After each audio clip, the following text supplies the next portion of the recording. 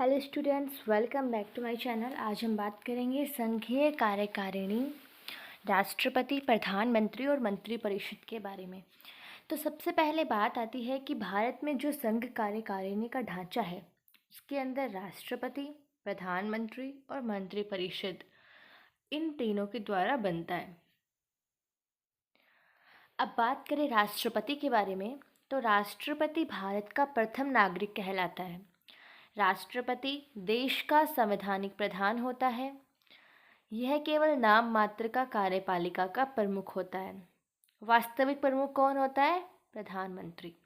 Question आता है exam में, कार्यपालिका का वास्तविक प्रमुख प्रधानमंत्री, नाम मात्र का प्रमुख राष्ट्रपति। देश का पहला नागरिक कौन है? राष्ट्रपति। अब राष्ट्रपति से रिलेटेड कुछ आर्टिकल्स देखते हैं। आर्टिकल 52 भारत का एक राष्ट्रपति होगा। आर्टिकल 53 में क्या है कि संघ की जो कार्यपालिका शक्ति है वो किस में निहित है? राष्ट्रपति में। कार्यपालिका का औपचारिक कार्यपालिका अध्यक्ष राष्ट्रपति, वास्तविक कार्यपालिका अध्यक्ष कौन है? प्रधानमंत्री। नेक्स्ट है आर्टिकल 54। आर्टिकल 54 में क्या है? राष्ट्रपति का निर्वाचन। राष्ट्रपति का निर्वाचन कौन कराता है? चुनाव आयोग। और करता कौन है? निर्वाचन मंडल। यानी कि राष्ट्रपति का चुनाव जो होता है, निर्वाचन जो होता है, वह निर्वाचन लोकसभा के निर्वाचित सदस्य, राज्यसभा के निर्वाचित सदस्य और राज्य और केंद्र शासित प्रदेशों के विधानसभाओं के निर्वाचित सदस्य द्वारा किया जाता है। ये एग्जाम में आता है। राष्ट्रपति का निर्वाचन कौन से अनुच्छेद में, और समझाइए। तो ये पूरा आप लिख सकते हैं उसके अंदर कि राष्ट्रपति का निर्वाचन आर्टिकल 54 के अनुसार बताया गया है। राष्ट्रपति का निर्वाचन चुनाव आयोग कराता है, निर्वाचन मंडल करता है। इसके अंदर लोकसभा के निर्वाचित सदस्य, राज्यसभा के निर्वाचित सदस्य और राज्य तथा केंद्र शासित प्रदेशों के विधानसभाओं के निर्वाचित सदस्य द्वारा किया जाता है। ठीक है, समझ में आया?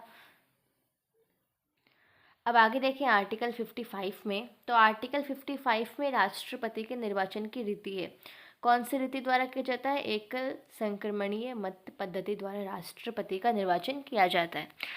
आगे देखिए आर्टिकल 56 राष्ट्रपति का कार्यकाल। तो राष्ट्रपति अपने पद ग्रहण की तिथि से 5 वर्ष की अवधि तक पद धारण करेगा।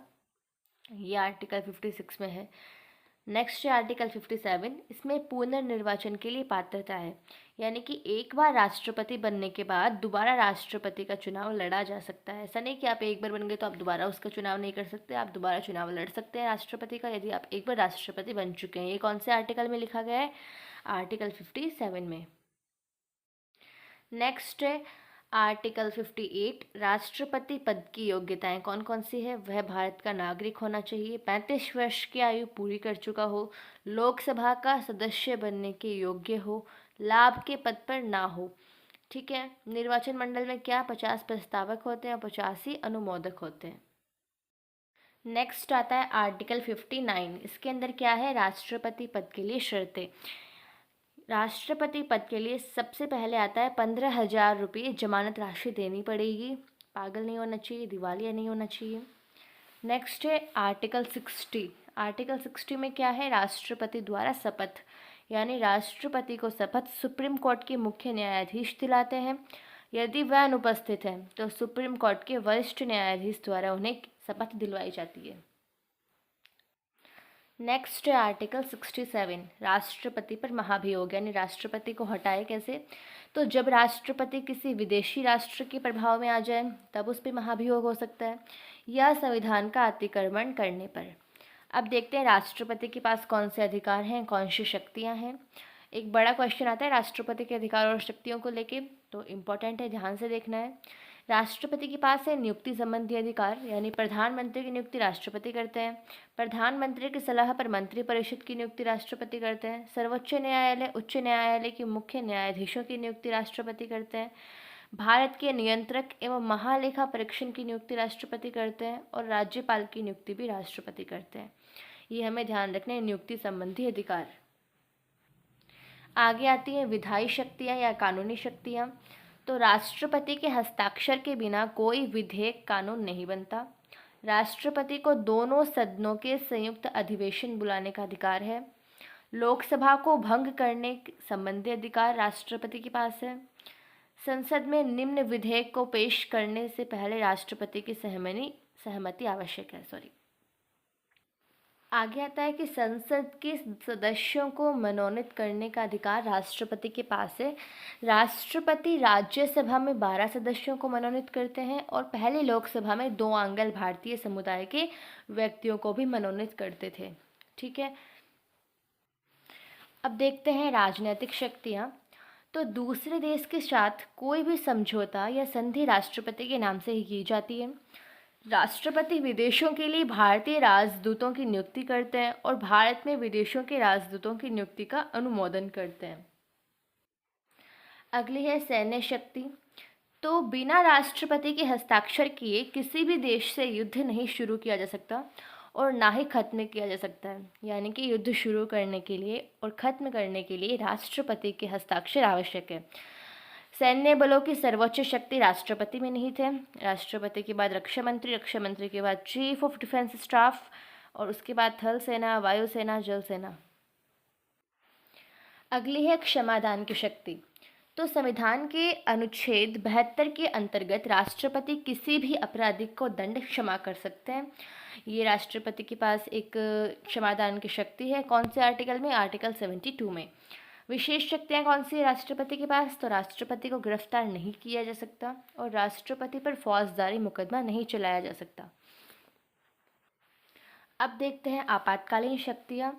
तो राष्ट्रीय आपातकाल आर्टिकल 352 में, राष्ट्रपति शासन आर्टिकल 356 में और वित्तीय आपातकाल आर्टिकल 360 में। ये आर्टिकल इम्पोर्टेंट थे कुछ जो मैंने आपको यहाँ लिख दिए हैं, आप एक बार देख सकते हैं। राष्ट्रपति हमारा कंप्लीट होता है। अब हम देखते हैं प्रधानमंत्री और मंत्रिपरिषद के बारे में।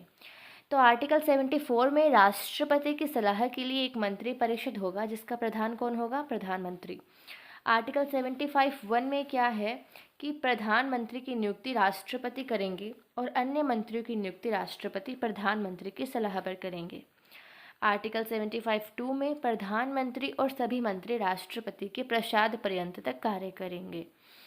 आर्टिकल 75(3) में मंत्रिपरिषद सामूहिक रूप से तो लोकसभा के प्रति, लेकिन व्यक्तिगत रूप से किसके प्रति उत्तरदायी होता है? राष्ट्रपति के प्रति। तो ये एग्जाम में आता है कि मंत्रिपरिषद सामूहिक रूप से किसके प्रति उत्तरदायी है? लोकसभा के प्रति। और व्यक्तिगत रूप से किसके प्रति उत्तरदायी है? राष्ट्रपति के प्रति। नेक्स्ट है आर्टिकल 75(4). इसमें पद ग्रहण से पूर्व प्रधानमंत्री सहित प्रत्येक मंत्री को राष्ट्रपति के सामने क्या करना होगा? पद और गोपनीयता की शपथ लेनी होगी। नेक्स्ट है आर्टिकल 75(5). मंत्रिपरिषद का सदस्य बनने के लिए वैधानिक दृष्टि से क्या आवश्यक है कि वह व्यक्ति संसद के किसी भी सदन का सदस्य हो। यदि व्यक्ति मंत्री बनते समय संसद का सदस्य नहीं है तो 6 महीने के अंदर उसे संसद सदस्य बनना अनिवार्य है, नहीं तो उसे क्या करना होगा? अपना पद छोड़ना होगा। आर्टिकल 78 को देखते हैं। तो प्रधानमंत्री का यह कर्तव्य होगा कि वह देश के प्रशासनिक और विधायी मामलों और मंत्रिपरिषद के निर्णयों के संबंध में राष्ट्रपति को सूचना दे, यदि राष्ट्रपति सूचना प्राप्त करना आवश्यक समझे तो। ये आपको हैंड रिटन नोट्स मैंने यहाँ पे दिए हैं। अगर आपको वीडियो अच्छी लगे तो वीडियो को लाइक कीजिए, चैनल को सब्सक्राइब कीजिए और किस तरह की वीडियो चाहिए इसके लिए आप मुझे कमेंट